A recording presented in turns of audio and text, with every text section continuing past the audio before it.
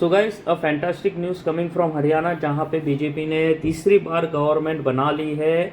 And ये पहली बार हुआ है हरियाणा में जब थर्ड टाइम कोई गवर्नमेंट रिपीट हुई है। इससे पहले कभी भी ऐसा नहीं हुआ है जब तीसरी बार कोई गवर्नमेंट वहाँ पे इलेक्शन जीती है। वहाँ पे ये ट्रेंड रहा भी था कि हर 5 साल में गवर्नमेंट चेंज हो जाती थी। और बीजेपी जो 10 इयर्स रही, जब 2014 में फर्स्ट टाइम आई एंड देन 2019 और अब जो आई है फिर से।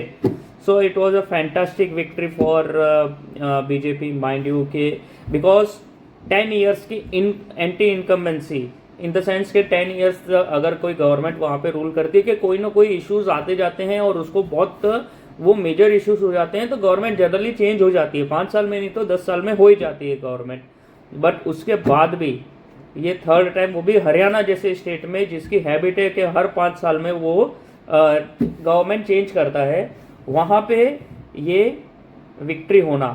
सो that's a truly fantastic victory for Bharatiya Janata Party and under leadership of Narendra Modi ji, Amit Shah, JP Nadda and Saini ji and Manohar Lal Khattar ji.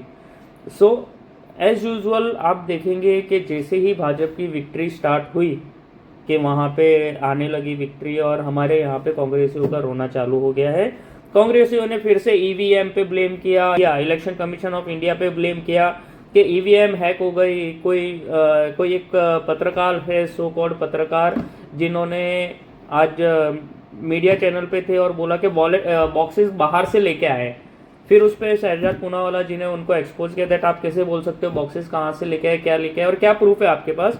सो ये सब ड्रामे स्टार्ट हो गए थे जैसे ही बीजेपी की विक्ट्री सुनिश्चित हो गई थी। तो सो आप ये सब आप देखते रहेंगे। बट ये इसमें बहुत बढ़िया रोल प्ले किया है जो वहाँ की लोकल लीडरशिप है हरियाणा की, उन्होंने, और जो माइक्रो मैनेजमेंट बीजेपी ने किया है, स्पेशली अमित शाह जी एंड जो वहाँ पे जो प्रभारी थे धर्मेंद्र प्रधान जी, कि एक एक लेवल पे एक एक बूथ पे जाके उन्होंने पूरा ग्राउंड वर्क किया है कि कहाँ पे हमारी जो कमियां हैं उसको कैसे हम सॉल्व कर सकते हैं और कैसे वोट मैनेज कर सकते हैं, क्योंकि इसमें वोट मैनेज करना भी काफ़ी ज़रूरी है।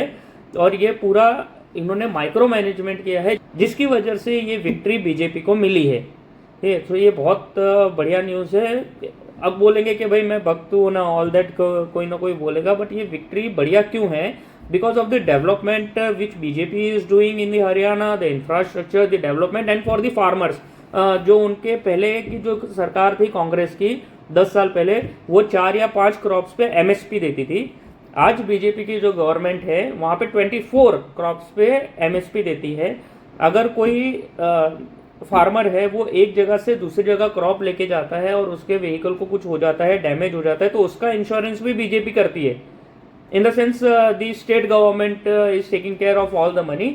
सो उससे क्या होता है कि जो लोगों के पास जो ये एक्स्ट्रा खर्च आते हैं उसकी जगह उनके पास पैसा बचता है, और जो एक्सपेंड में बढ़ता है, जो हमारा कंट्रीब्यूशन होता है, हमारे फार्मर्स के पास पैसा आता है।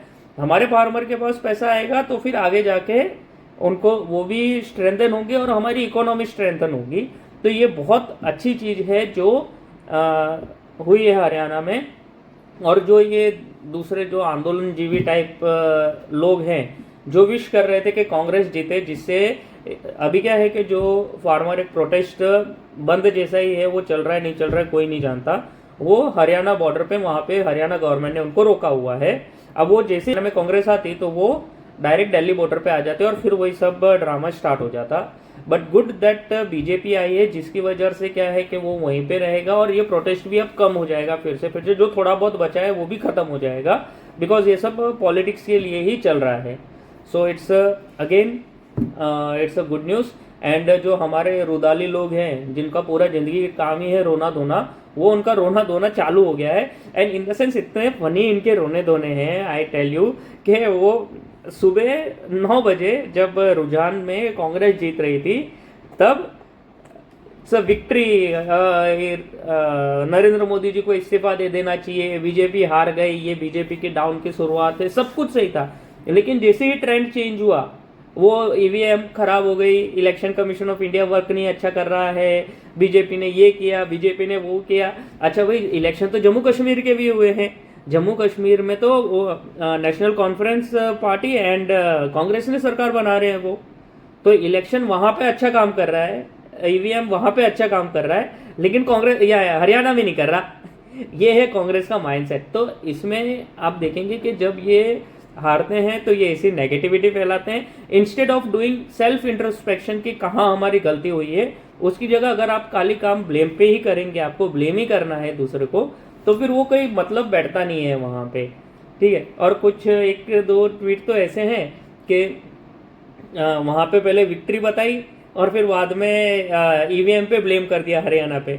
फिर एक ने बोला कि भाई इसमें ईवीएम हरियाणा पे है पर जम्मू कश्मीर में भी तो जीत रही है, तो बोले वो तो ये एक को तो जिताना ही पड़ता है ना, ताकि ईवीएम पे पूरा ब्लेम ना है। So this kind of funny things are also happening from some Congress supporters in today's time. So ये है सिचुएशन आज के टाइम का।